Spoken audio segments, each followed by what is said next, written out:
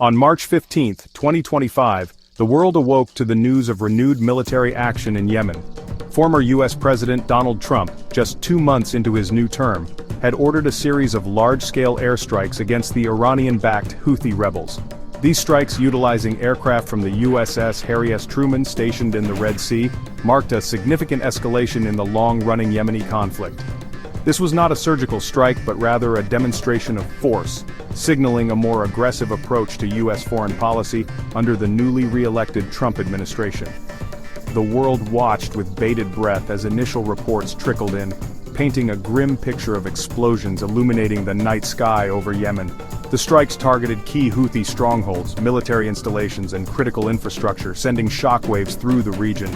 The echoes of these explosions reverberated far beyond the borders of Yemen, raising concerns about a wider conflagration in an already volatile region.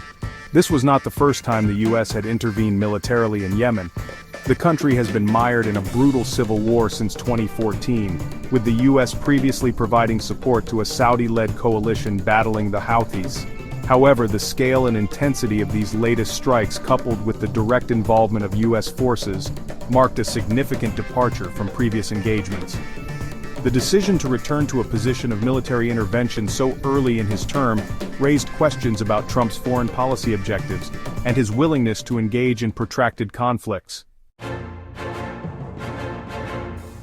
The Pentagon wasted no time in releasing details of the operation, emphasizing the precision of their strikes and their commitment to minimizing civilian casualties. A spokesperson outlined the strategic importance of the targeted sites, which included Houthi military bases, weapons depots, and command centers. Among the key targets was a power station in Dayan Sada, a province considered to be a Houthi stronghold. The strikes were intended to cripple the Houthis' military capabilities and disrupt their command and control structure.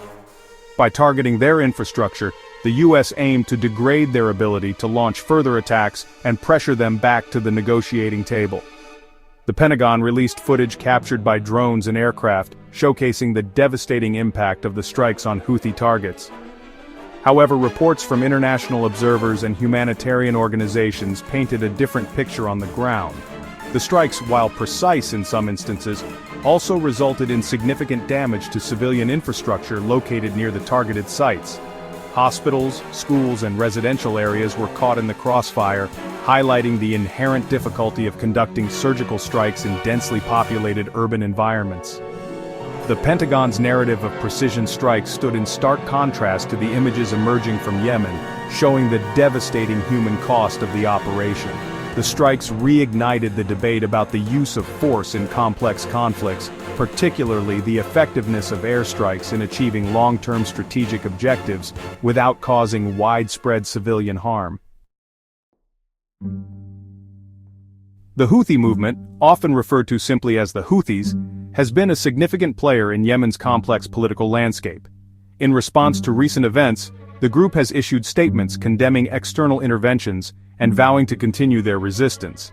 This has further complicated the already fragile situation in the region. The ongoing instability has had profound implications not only for Yemen, but also for neighboring countries, leading to increased tensions and uncertainty.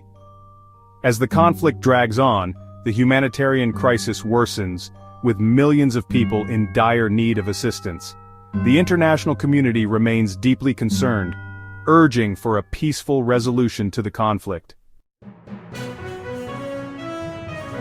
Around the world, leaders have voiced their strong condemnation of the recent strikes in Yemen. Many nations have called for an immediate ceasefire, urging all parties to return to the negotiating table. Some countries, however, have expressed cautious support for the actions, citing the need to combat terrorism and restore stability in the region. The international community remains deeply divided on the best approach to end the conflict.